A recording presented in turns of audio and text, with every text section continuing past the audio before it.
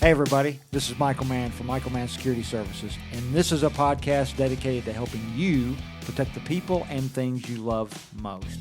And remember, it's about prevention, not response. Well, it's episode 2, and I'm Steven. I'm still taking over Michael's position as the host. He's in the hot seat again today. Michael, we're talking about school security. Now, this is a big one because we've seen shooters all the time, it feels like now, shooting up schools. And I think there's some interesting things we're going to point out over the course of this episode that we aren't really sure if this thing's on the increase, the decrease, or staying the same. You told me a fact just a few minutes ago that I didn't know, and I'm really excited to hear you explain it about school shootings. Before we get into all of this, let me quickly tell you this. This is Michael's podcast, Michael Mann Security Services.com. You can find him on Facebook, Twitter, Instagram, and YouTube. Michael, you ready to do this? I'm ready. Let's go. You're the guest again on your Yes. own show. All right, let's get into school security. First, what are some of the dangers that are facing our students? Yeah, obviously the most obvious is, I guess, the biggest concern: active shooter incidents. So obviously we saw that. It seems like we see it about once or twice a year, where someone comes into a school, or actually most of the time it's a student, and we'll discuss that, comes into a school with a weapon and injures or kills a number of students and teachers or staff members. So that's a big one. Other things, really big concerns, if we start to pay attention in school, today some of the biggest concerns or threats especially with teenagers, suicide, their issues with self-worth, Drugs. those are the big issues facing students in schools today. But we're going to talk about school security, so we'll kind of get away from that. But Sure. when we start to talk about threats, those are some of the biggest threats to students today. Was the first school shooting, I guess in my memory, Columbine? Was not the first, but yes, that was the first. The first big one, maybe, that caught national attention? Exactly. So because it was students, it took a long time for the response to take effect. The news covered it. There was a lot of news, a lot of large news networks that showed up on the scene quickly to cover that, and so a lot of information came out of that attack. And then we had Parkland in Florida. We did have Parkland, Florida. What are some of the other ones that are very famous that took place? So Sandy Hook. Sandy Hook, another big one. Yeah, how could I forget that one? Okay, so what you told me just a few minutes ago before we hit start on this podcast is that there's a perception that active shooters are actually on the rise in schools. Maybe it's because of the 24-hour news cycle or social media where we see everything instantly. But you say we're actually not seeing an increase in active shooters at school.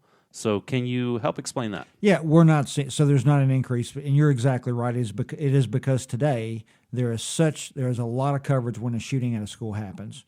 When we start to look at really numbers, and I don't want to get too technical, but in the last 2018, there have been 38 active shooter incidents in schools. So we're talking. So if we average that, so if we said in the last 18 years there have been 38 attacks, that's a couple attacks a year. Now that's too many, but they're not on the rise. If you look at the statistics, there are years where you might not have a school shooting, or you might have one or two, but they are not on the rise. Current data, when you look at it, shows that they're not increasing. In fact, now, today, in the last 5, 6, 7, 8, 9, 10 years, they're less than they were in the 90s. Why do you think there's so much emphasis placed on school shootings then? Because it feels like every time the words school and security get put together, active shooter is right behind it. And from my perspective, as somebody on the outside looking in, because I've got 3 little girls, I've got a 6-year-old, a 4-year-old, and a 1-year-old. Like, I'm right in the thick of caring about my kids' security, right? They're not old enough to take care of themselves.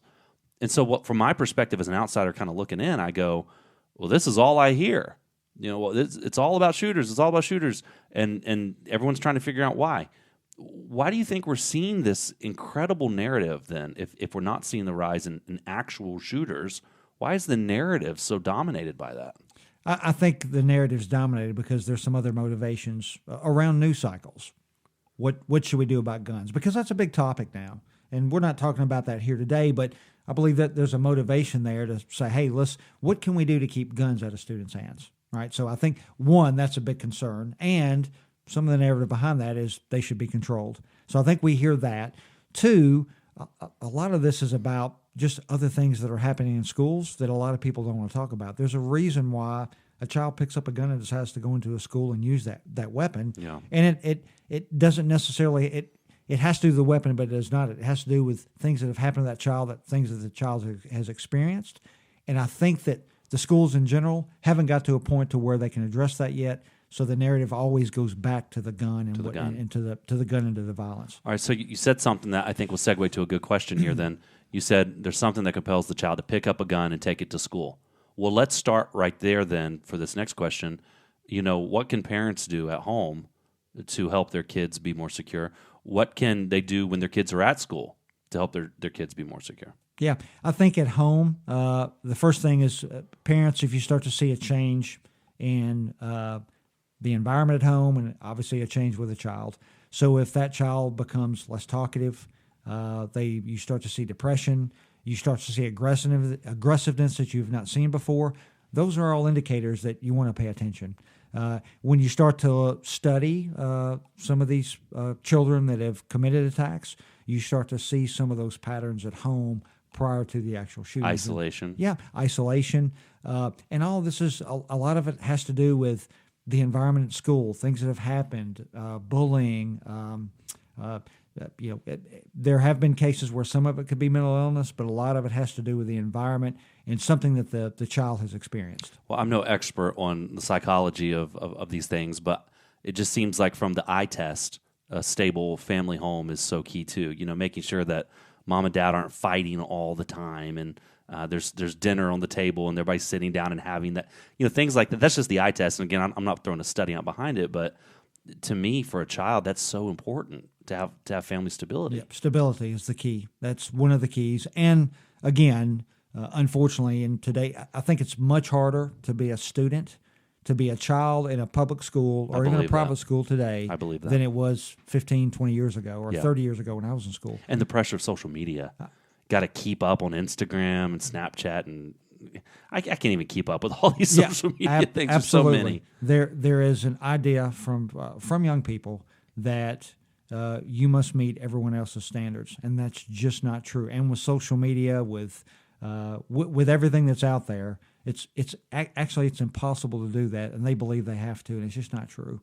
All right. Well, we talked about parents being stable at home. What about when you send your kids off to school? Is there something that parents can do to help the school, or I don't know? Is there anything a parent can do when their kids go to school that can keep them more safe? Yeah, I think, first of all, teaching their kids how to be aware. We've talked about that in other podcasts. Like, what is situational awareness? What does it mean for things to be normal? Train your kids. Yeah, train your kids. Like, if you hear something that doesn't sound right, then if you have to, get out as quick as you can. If it's a mistake, it's a mistake. You can always go back to the school and tell them, hey, I thought that was a gunshot. I thought that he was going to or she was going to hurt someone, and I didn't want to be hurt. If the child notices aggressive behavior from other students, or they start to get concerned about someone, then tell somebody. Just go home and tell your mom and dad. Parents should tell their kids to come home and tell them what's happening. And if the child's too afraid to tell on another child, then if you tell mom and dad, let mom and dad deal with it. Let them deal with it. Let them go to school and report that. Again, all of this is about prevention, not response. And there's indicators, and we're not here to talk about psychological indicators today of what an active shooter looks like. I'm not a psychiatrist. I don't do that. But there are indicators to look for, and they should be reported. And if they are reported and they're detected early, then these things can be prevented. For the teachers or principals that are listening to the podcast right now, what are some things that they can do to make their schools more secure, their children more safe, things of that nature? Same thing. Situational awareness. Understand. All goes back to training. It all goes back to training. Okay. What's the baseline? What does it look like? What is the school supposed to look like? Your students, knowing your students. And I know in public schools it's hard, especially today. There are so many. School teachers' resources are very limited. But when you start to see something that's just abnormal, when a child becomes isolated, when they become violent, if they start to communicate things that appear to be violent, those things need to be reported immediately. And obviously, teachers need to receive training on that. Have you been having fun in the guest chair? I have been having fun in the guest chair. It's been wonderful. Where can people find you? Are you on Twitter? I am on Twitter. I'm on Facebook. I have a YouTube channel. I'm on Instagram. So please come and find me. Very cool. Michael Mann, Security Services. I'm Steven. I've been the guest host today. And another episode I think I'll be hosting coming up next.